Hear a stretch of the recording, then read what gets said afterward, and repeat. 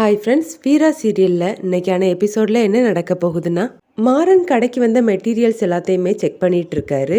அப்போ வீரா கடைக்கு வர்றாங்க. அவங்கள பார்த்த ஸ்டாஃப்ஸ் எல்லாருமே சிரிக்க, ஏன்டா சிரிக்கிறீங்கன்னு மாறன் கேட்குறாரு. அங்கே பாருங்கண்ண, சின்ன முதலாளி அம்மா வந்துட்டு இருக்காங்க. என்னென்னமோ சொன்னீங்க, என்னன்னு சமாதானம் ஆயிட்டீங்களான்னு அந்த ஸ்டாஃப்ஸ் கிண்டல் பண்ண, என்ன சமாதானம் ஆயிட்டீங்களா, நீங்கள் எதை பற்றி பேசுகிறீங்கன்னு வீரா கேட்க, இல்லை அண்ணி, நீங்களும் அண்ணனும் சண்டை போட்டுக்கிட்டதுனால தானே நீங்கள் இப்போ தனியாக வந்திருக்கீங்கன்னு ஸ்டாஃப்ஸ் கேட்க, வீரா மாறனை பார்த்து முறைக்கிறாங்க. நான் எதுவும் சொல்லலை. ஆமாம், நீ இப்போ எதுக்காக கடைக்கு வந்தேன்னு மாறன் கேட்குறாரு. வேற எங்கே போகணும்னு வீரா கேட்க, நான் உங்ககிட்ட நைட் என்ன சொன்னேன், படிக்க தானே சொன்னேன். இங்கே பாரு, சென்னையில் இருக்கக்கூடிய ஒரு பெரிய யூனிவர்சிட்டியிலேருந்து அப்ளிகேஷன் ஃபார்ம் வாங்கிட்டு வந்திருக்கேன். பிரின்சிபல் கிட்ட கூட பேசிட்டேன். இதை நீ ஃபில்லப் பண்ணி காலேஜில் போய் சேர்ந்துட்டா மட்டும் போதும்னு மாறன் சொல்கிறாரு. அதை கேட்டால் வீரா கோவப்படுறாங்க. அதை பார்த்து ஸ்டாஃப் எல்லாருமே அண்ணனுக்கும் அன்னிக்கும் சண்டை தான் போலன்னு பேச ஆரம்பிக்கிறாங்க. இங்கே பார் வீரா, எல்லாரோட கண்ணும் நம்ம மேலே தான் இருக்குது. அதுக்கப்புறம் வீட்டுக்கு விஷயம் தெரிஞ்சிரும். கொஞ்சம் அமைதியாக இருன்னு மாறன் சொல்ல, வீரா கோவமாக மாறனுடைய கையை பிடிச்சி இழுத்து கூட்டிகிட்டு போகிறாங்க. அடுத்த சீனில் ஒரு ஜோசியக்காரரை பார்க்குறதுக்காக வடிவும் கண்மணியும் வந்திருக்காங்க. இது என் தங்கச்சியோட ஜாதகம், இது அவளோட புருஷனோட ஜாதகம்னு சொல்லி கொடுக்குறாங்க. அதை பார்த்து ஜோசியர், என்னம்மா இவங்க 2 பேருக்கும் எப்போ குழந்தை பிறக்கும்னு சொல்லணுமான்னு கேட்க, குழந்தையெல்லாம் வேண்டாம், அவங்க 2 பேரையும் பிரிக்கணும், அதுக்காக தான் நாங்கள் வந்திருக்கோன்னு வடிவு சொல்கிறாங்க. பிரிக்கணுமா, என்னம்மா சொல்கிறீங்கன்னு அந்த ஜோசியக்காரர் கேட்க, கண்மணி நடந்தது எல்லாத்தையுமே சொல்கிறாங்க. அதை கேட்ட ஜோசியர், மா நீங்கள் இடம் மாறி வந்துட்டீங்க, நான் எப்போவுமே என் தொழிலுக்கு துரோகம் பண்ண மாட்டேன்னு சொல்லிட்டு ஜாதகத்தை திருப்பி கொடுக்குறாரு. அப்போ கண்மணி அவங்க பேக்லேருந்து பணத்தை எடுத்து அந்த ஜாதகத்துக்கு மேலே வைக்கிறாங்க. அதை பார்த்த ஜோசியர், நான் பொய் சொல்லக்கூடாது தான், ஆனால் நீங்கள் உங்கள் தங்கச்சி வாழ்க்கையை காப்பாற்றணும்னு நினைக்கிறீங்க, இதுக்காக நான் இதை ஒத்துக்கிறேம்மா. நீங்கள் எதை நினச்சும் கவலைப்படாதீங்க. நான் சொல்கிறத கேட்டு உங்கள் மாமனார் உங்கள் தங்கச்சிக்கும் அவள் புருஷனுக்கும் டைவர்ஸ் வாங்கி கண்டிப்பாக கொடுத்துருவார்னு சொல்லி அனுப்புகிறாரு. வீரா மாறனை தனியாக கூட்டிகிட்டு வந்து பேசுகிறாங்க.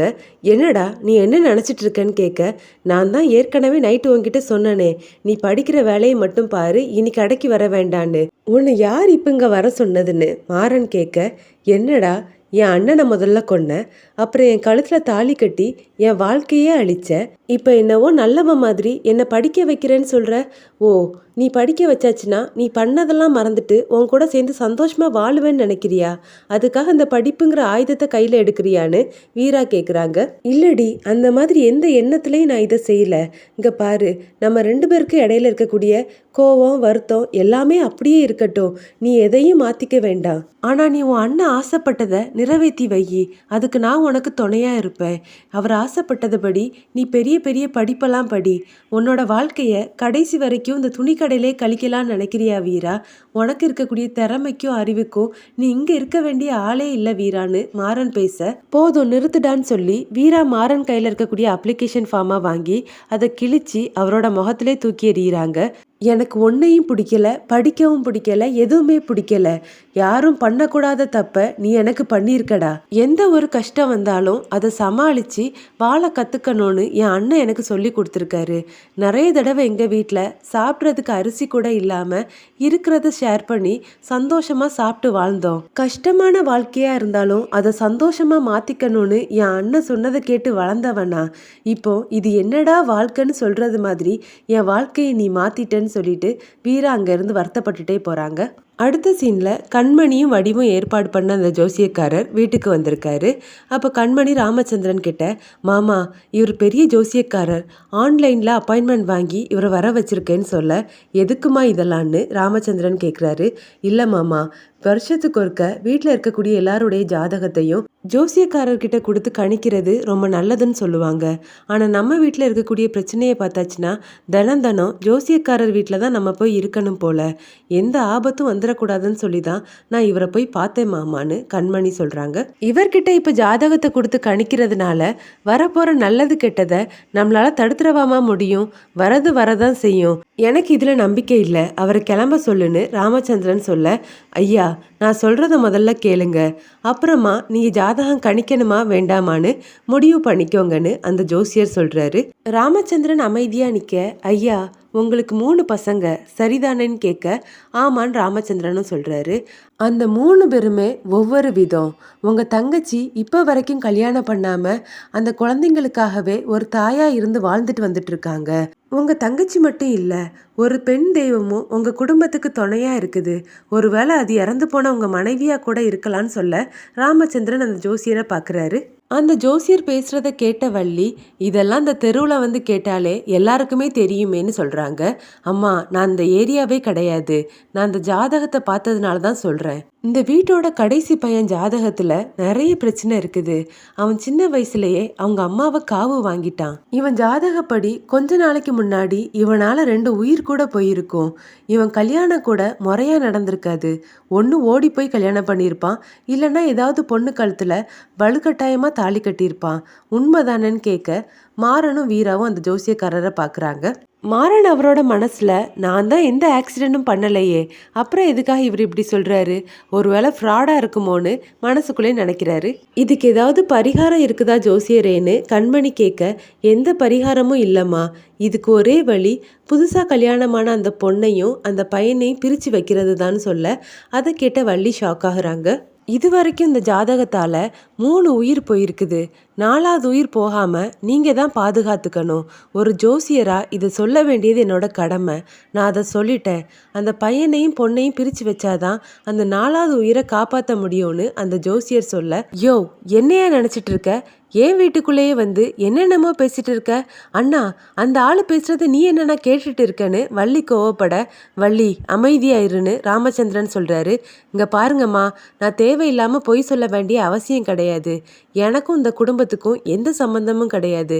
நான் அந்த ஜோசியம் சொன்னதுனால அதுக்காக நான் எந்த பிரதிபலனையும் எதிர்பார்க்கல. இதை நம்புறதும் நம்பாததும் உங்க விருப்பம்னு சொல்லிட்டு அந்த ஜோசியக்காரர் அங்கேருந்து கிளம்புறாரு. பாத்தீங்களா மாமா, இவனால ஏற்கனவே எங்க அண்ணனை இழந்துட்டு நிக்கிறோம். இப்போ என் தங்கச்சியை என்னால் இழந்துட்டு நிற்க முடியாது. நீங்கள் தான் யோசிச்சு ஒரு நல்ல முடிவாக சொல்லணும்னு கண்மணி ராமச்சந்திரனை பார்த்து கேட்க, எனக்கு இதிலலாம் நம்பிக்கை இல்லை, அதெல்லாம் ஒன்றும் ஆகாதுன்னு வீரா சொல்கிறாங்க. எதை நம்பணுமோ அதை நம்பாத, யாரை நம்பக்கூடாதுன்னு சொல்கிறனோ அவனை நம்பிட்டு இருக்கிற. இங்கே பாரு வீரா, நான் சொல்கிறத கேளு, உன் உயிருக்கு ஆபத்துன்னு சொல்லும்போது என்னால் பார்த்துட்டு அமைதியாக இருக்க முடியாதுன்னு கண்மணி சொல்கிறாங்க. இங்கே பாரு கண்மணி, ரோட்டில் 4 பேர் பேசிட்டு போனதை கேட்டு அவங்க வந்து என்னெல்லாமோ பேசிட்டு போகிறான். என் அண்ணனுக்கு இந்த ஜோசியம் ஜாதகம் மேலாம் நம்பிக்கையே கிடையாது, நீயும் நம்பாதுன்னு வள்ளி சொல்ல ராமச்சந்திரன் எதுவுமே சொல்லாமல் அமைதியாக அங்கேருந்து போகிறாரு. இதை பார்த்த வடிவு யோசிக்க ஆரம்பிச்சிட்டார். கண்மணி எப்படியும் நம்ம நினச்ச முடிவை தான் அவர் எடுப்பார்னு சந்தோஷமாக சொல்கிறாங்க. வீரா மாறன் கிட்ட இத்தனை நாளும் உள்ள சண்டை போட்டுக்கிட்டு வெளியே சந்தோஷமாக இருக்கிறது மாதிரி காட்டிக்கிட்டு இருந்த, இனிமேல் அதுக்கும் உனக்கு வாய்ப்பு இல்லையே போல மாறான்னு கேட்க மாறன் யோசனையாகவே இருக்காரு. எப்படியும் இந்த விஷயம் என் அம்மாவுக்கு தெரிஞ்சாலும் என் அம்மா இந்த ஜோசியம்லாம் நம்புவாங்க, அதனால என் பொண்ணு வாலாட்டியும் பரவாயில்ல, அவள் உயிரோடு இருந்தால் போதும்னு சொல்லி என்னை இங்கேருந்து கூட்டிகிட்டு போயிடுவாங்க. எப்படியும் இந்த வீட்டு பெரிய மனுஷங்க சொல்லக்கூடிய முடிவை தான் நம்ம கேட்டு ஆகணும்னு வீரா சொல்ல, மாறன் வீரா கிட்ட 1 BHK வீடு எடுப்போமா இல்லை 2 BHK வீடு எடுப்போமான்னு கேட்குறாரு. உனக்கு எது பிடிச்சிருக்குதோ அதையே எடு, ஏன்னா எப்படியும் காலையில் நம்ம 2 பேரையும் துரத்தி விட்டுருவாங்க, நான் எங்கள் அம்மா வீட்டுக்கு போயிடுவேன், அப்புறம் நீ தானே எங்கே போகிறதுக்குன்னு தெரியாமல் நிற்ப, அதனால நீயே யோசிச்சு முடிவு எடுத்துக்கோன்னு சொல்லிட்டு வீரா அங்கேருந்து போகிறாங்க. நான் என்னவோ வேற யாரும் கழுத்துலையோ தாலி கட்டினது மாதிரி பேசிட்டு போகிறாளேன்னு மாறன் அவர் மனசுலேயே நினைக்கிறாரு. ராமச்சந்திரன் அந்த ஜோசியர் சொன்னதை பற்றி நினச்சிக்கிட்டு இருக்காரு. அப்போ வள்ளி அவர்கிட்ட வந்து பேசுகிறாங்க. என்னன்னா அந்த ஆள் பேசினதே நினச்சிட்டு இருக்கியான்னு கேட்க, இதை கவனித்த கண்மணியும் வடிவும், வள்ளி ஏதாவது பேசி அவரோட மனசை மாத்திர போராடி, வா நம்மளும் அங்கே போய் நிற்போன்னு சொல்லி கண்மணியை கூட்டிகிட்டு வந்து நிற்கிறாங்க. வள்ளி ராமச்சந்திரன் கிட்ட, அந்த ஜோசியர் ஒரு ஃப்ராடுனா, யாரோ பணம் கொடுத்து பேச சொன்னது மாதிரி எனக்கு தோணுதுன்னு சொல்ல, என்ன சித்தி பேசுறீங்க, அப்படி யாராவது செய்வாங்களான்னு கண்மணி கேட்க, ஏன் செய்ய மாட்டாங்க, உனக்கும் தான் உன் தங்கச்சி இந்த வீட்டுக்கு வந்தது பிடிக்கல, நீயும் செஞ்சிருக்கலாம்லன்னு வள்ளி கேட்குறாங்க. இன்னும் என் மேலே என்னென்ன பழியெல்லாம் போட போறீங்கன்னு எனக்கு தெரியலை, ஆனால் நான் யாரு, நான் என்ன யோசிக்கிறேன், இந்த குடும்பத்துக்கு என்னெல்லாம் செய்கிறேன்னு என் மாமாவுக்கு தெரியும், அவர் என்ன புரிஞ்சுக்கிட்டா போதும், நான் நல்லவனு மற்றவங்க யாருக்கும் புரிய வைக்க வேண்டிய அவசியம் எனக்கு இல்லைன்னு கண்மணி சொல்ல, வள்ளி சிரிச்சுக்கிட்டே கண்மணியை பார்க்குறாங்க. இதோட எபிசோட் முடியுது.